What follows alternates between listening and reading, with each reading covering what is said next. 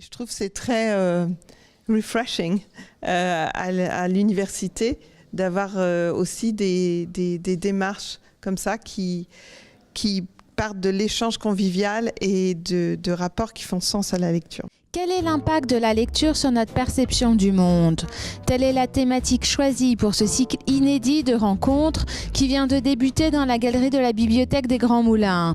À l'occasion des 10 ans de la bibliothèque, universitaires, écrivains et étudiants interrogent l'influence de la lecture sur notre vie. C'est la première rencontre du cycle « Pourquoi lisons-nous » ? Alors c'est un cycle donc, avec des rencontres une fois par mois sur l'impact de la lecture dans notre vie. Et également, vous avez un salon de lecture qui se trouve donc juste à la sortie, là, dans l'espace presse. Les 10 ans de la bibliothèque, c'est s'interroger sur les habitudes de lecture de nos étudiants. C'est leur demander aussi ce qui les intéresse dans la bibliothèque. Quels livres ont compté pour eux? L'espace presse, niché au 2e étage de la bibliothèque, accueille un salon de lecture éphémère. Christophe Gellert, étudiant en lettres à Paris Diderot, vous y attendra pour vous faire découvrir, au travers d'enregistrements sonores et de photos, l'intimité de 11 dîners littéraires.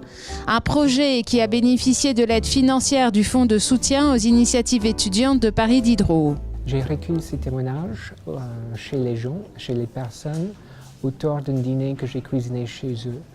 En tant qu'écrivain, je veux voir comment la lecture influence les personnes diverses et de pouvoir toucher ces personnes de la même manière dans mon propre écriture.